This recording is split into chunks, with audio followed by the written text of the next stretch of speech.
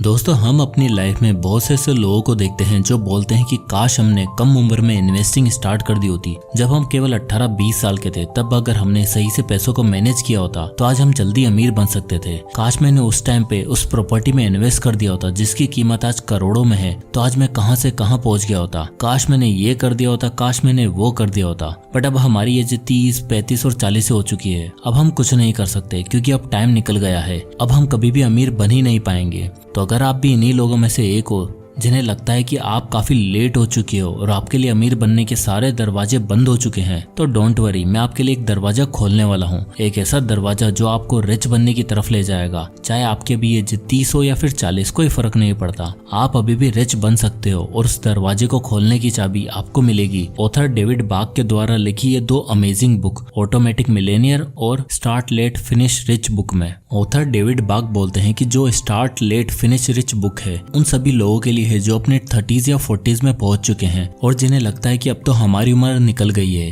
काश ये इन्वेस्टिंग वाला वीडियो हमने 20 की उम्र में देख लिया होता। बट सैडली उस टाइम यूट्यूब भी नहीं था और न ही हमारे पास इंटरनेट था जिससे कि हम सीख पाते कि इन्वेस्टिंग जरूरी है। पैसों को कैसे सही से मैनेज करना है ये सिखाने वाला भी कोई नहीं था। अब तो हमारे ऊपर बहुत सारा लोन है और उसकी किस्त भरना ही इम्पॉसिबल सा हो रहा है। अमीर तो हम क्या खाक बनेंगे। हमें जैसे तैसे एक नौकरी मिली है जिससे हमारे खर्चे निकल रहे हैं। वो हमें पसंद तक नहीं है बट क्या करे, वो जॉब करना हमारी मजबूरी बन गई है। तो अगर आपके भी ये सारे सवाल हैं तो इन सभी सवालों के जवाब आपको एक एक करके इस 10-12 मिनट के वीडियो में मिलने वाले हैं। तो इस वीडियो को ध्यान से देखिएगा। और अगर आपकी एज अभी 30 से कम है तो ये वीडियो आपके लिए और भी इम्पोर्टेंट हो जाएगा, क्योंकि जो लोग गलतियां कर बैठे हैं उनसे कैसे बचना है वो आप इस वीडियो में सीखोगे। तो बिना किसी देरी के शुरू करते हैं। लेसन नंबर 1, पे योरसेल्फ फर्स्ट फास्टर। दोस्तों, पे योरसेल्फ फर्स्ट का कंसेप्ट काफी सालों से चला आ रहा है। डेविड बाक ने अपनी बुक द ऑटोमेटिक मिलेनियर में इसका जिक्र भी किया था, जिसमें होता यह है कि आप महीने का जितना भी कमाते हो उसका 10% या आपके एक दिन की इनकम का पहले घंटे की कमाई को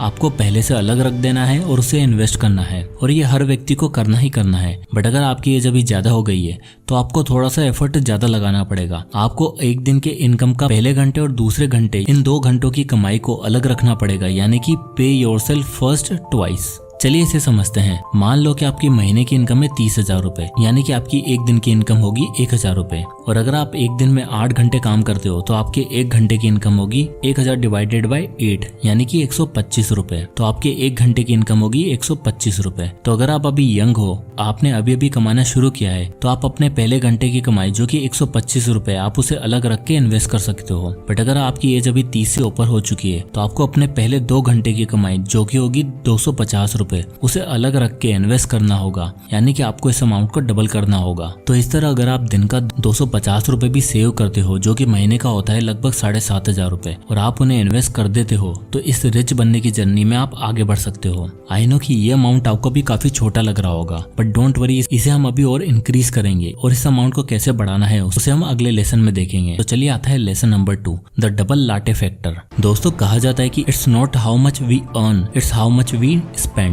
यानी कि आप अमीर बनोगे या नहीं इस बात पर डिपेंड नहीं करता कि आप कितना पैसा कमाते हो, जबकि आप कितना पैसा खर्च करते हो इस पर डिपेंड करता है। हाँ, ऑब्वियसली अगर हम पैसा कमाएंगे ही नहीं तो अमीर कैसे बनेंगे। बट अगर आप अच्छा खासा कमाते भी हो, स्टिल आप उसमें से सारा पैसा खर्च कर देते हो और उल्टा उधार लेने की नौबत आ जाती है, तो आपको गरीब होने से कोई भी नहीं बचा सकता। डेविड बाक ने एक बहुत ही इंटरेस्टिंग मेथड सजेस्ट किया था जिसे उन्होंने लाटे फैक्टर का नाम दिया था। यानी कि अमेरिका में मोस्टली लोग दिन की शुरुआत लाटे कॉफी से करते हैं जिसका प्राइस 300 से 400 रुपए तक होता है। अब मान लो कि आप डेली के 400 रुपए कॉफी पर खर्च कर दोगे, बट अगर उसकी जगह आप इन पैसों को कहीं पर इन्वेस्ट कर देते होते तो कितना फायदा होता। वेल, अब हम इंडियंस तो इतना पैसा कॉफी पर खर्च करते नहीं है, हम तो घर की चाय ही पी लेते हैं, ये तो हमें अच्छे से पता है। बट यहाँ लाटे का मतलब ऑथर केवल कॉफी से नहीं, बल्कि आप दिन में जिस चीज पर भी बिना फालतू का पैसा खर्चा करते हो आप उन्हें बचा सकते हो और उन्हें बचाकर आपको इन्वेस्ट कर देना है। अब मान लो कि आप हर वीक में मूवी देखने जाते हो। अब चलो, आप पैसा कमा रहे हो और आप चाहते हो कि हम एंजॉय भी करें, जो कि सही भी है, बट आप वहाँ जाकर पॉपकॉर्न, समोसे, कोक ये सब ऑर्डर करते हो जिससे कि आपका बिल 1500 रुपए का हो जाता है। अब आप चाहते तो 250 रुपए की मूवी में काम चल जाता, इसलिए आपने 1250 रुपए एक्स्ट्रा पे किए हैं। अब हफ्ते के होते हैं 1250 रुपए,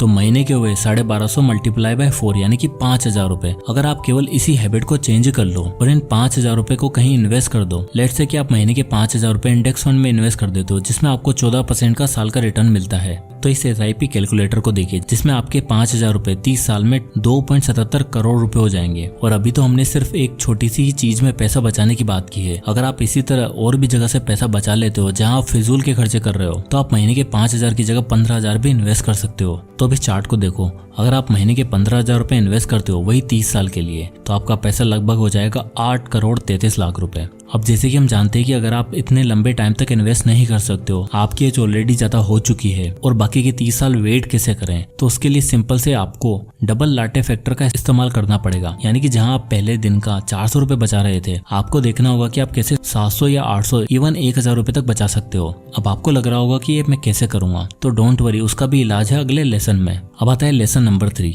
make it automatic and plan your tax properly. दोस्तों ये सबसे इंपॉर्टेंट लेसन है आपके लिए, जो आपकी सच में बहुत अच्छे से हेल्प कर सकता है। आप मुझे एक बात बताओ, जब भी आपकी सैलरी आती है तो आपको वो सैलरी पूरी मिलती है क्या? वेल नहीं, उसका कुछ हिस्सा तो पहले ही हमारे अंकल के पास चला जाता है। और वो अंकल कौन है? वो है हमारी गवर्नमेंट। आपकी सैलरी जितनी भी आती है और आप किस टैक्स स्लैब में आते हो, उस हिसाब से आपका पैसा ऑटोमेटिकली कट जाता है और जो बचता है वो आपके बैंक अकाउंट में आता है। क्योंकि कुछ भी हो जाए, गवर्नमेंट अपना टैक्स लेना नहीं भूलेगी। गवर्नमेंट को कोई फर्क नहीं पड़ता है कि बाकी के बचे पैसों को उड़ाओ, ऐश करो या अपनी जरूरतों को पूरी करो, वो तो सबसे पहले अपना हिस्सा ले लेती है। अब हमें एक भारतीय होने के नाते टैक्स तो देना ही पड़ेगा, जो जरूरी भी है, बट वहीं गवर्नमेंट हमें कुछ सुविधाएं भी देती है जिससे हम अपना टैक्स लीगली बचा सकते हैं। इसलिए यहाँ काम आता है आपका ऑटोमेटिक प्लान। चलिए समझते हैं। इस चार्ट को देखिए, इसमें अगर आपकी सालाना इनकम 3 लाख रुपए है तो आपको कोई टैक्स नहीं देना होगा। 3 से 6 लाख है तो 5% देना होगा, और अगर 6 से 9 लाख रुपए तो आपको 10% टैक्स देना होगा। तो आप किस टैक्स स्लैब में आते हो उस पर डिपेंड करेगा कि आपको कितना टैक्स पे करना है।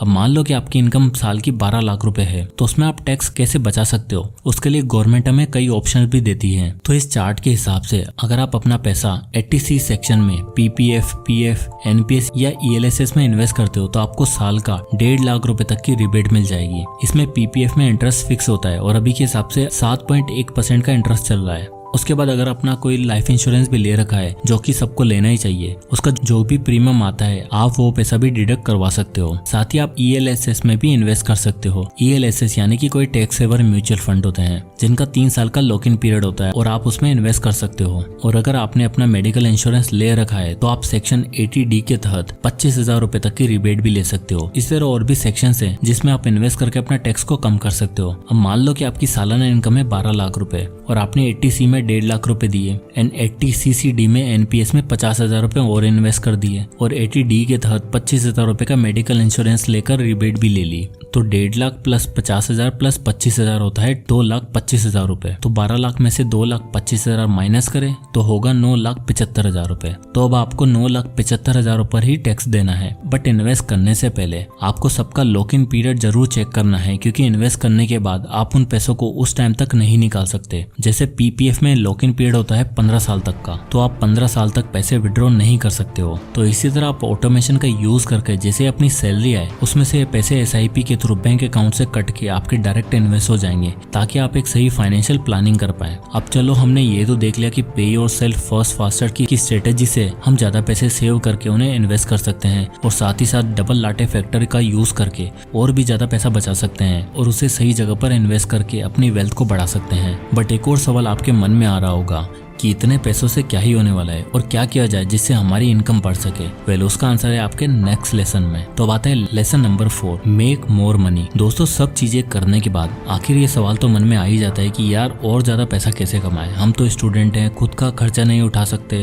या फिर जॉब करते हैं तो बड़ी मुश्किल से टाइम मिलता है, क्या किया जाए। वेल इसके लिए मैं आपको मेरा एग्जांपल देके बताता हूँ। आज से कुछ साल पहले जब मैं गवर्नमेंट बैंक जॉब के लिए एग्जाम की तैयारी कर रहा था तो मेरे मन में आया कि गवर्नमेंट जॉब की तैयारी वैसे भी इतने लोग कर रहे हैं, पता नहीं कब एग्जाम निकलेगा, कब पैसे कमाऊंगा, उसकी भी कोई गारंटी नहीं है। तो एक सोर्स ऑफ इनकम तो होना चाहिए। तो अब आप लोगों को पता ही होगा कि आजकल हर चीज ऑनलाइन हो चुकी है। आपको स्टडी भी करनी है तो ऑनलाइन वेबसाइट आ चुकी है जो आपको मॉक टेस्ट पेपर बना के देगी और आपको कोई कोचिंग क्लासेस भी ज्वाइन करने की जरूरत नहीं है। तो मैं भी उन्हीं का यूज करता था। तो मेरे दिमाग में आया कि ये लोग पेपर बना रहे हैं, इनके लिए भी तो कोई ना कोई आर्टिकल लिखता होगा, मॉक टेस्ट तैयार करता होगा। तो मैंने कई वेबसाइट से कांटेक्ट किया और मैं एक सब्जेक्ट में काफी अच्छा था। तो मैंने जब उनसे बात की तो उन्होंने मुझे एज ए फ्रीलांसर हायर कर लिया। अब मेरे लिए काफी अच्छी चीज हुई कि मैं उस सब्जेक्ट के आर्टिकल लिखता, मॉक के लिए क्वेश्चन भी रेडी करता और इसमें मेरी प्रिपरेशन तो हो ही रही थी और साथ ही साथ मेरी इनकम भी महीने के 20 से 25 हजार होने लगी। तो मेरे कहने का मतलब बस यही है कि आप जो भी काम कर रहे हो, जॉब कर रहे हो, स्टूडेंट हो, आपको आपकी स्किल के अकॉर्डिंग कुछ ऐसा जरिया ढूंढना चाहिए जिससे कि आप महीने के एटलीस्ट 5 से 10 हजार एक्स्ट्रा तो कमाई लो। और जब आपकी वो स्किल अच्छी हो जाए तो आप उसे बिजनेस में भी कन्वर्ट कर सकते हो। तो आज के टाइम पर महीने का 10-15 हजार रुपए एक्स्ट्रा कमाना कोई बड़ी बात नहीं है। लोग इजीली वीडियो एडिटिंग करके, स्क्रिप्ट राइटिंग करके या ऑनलाइन अपना कोई प्रोडक्ट सेल करके बड़े आराम से पैसे कमा रहे हैं और उसके बाद आप अपना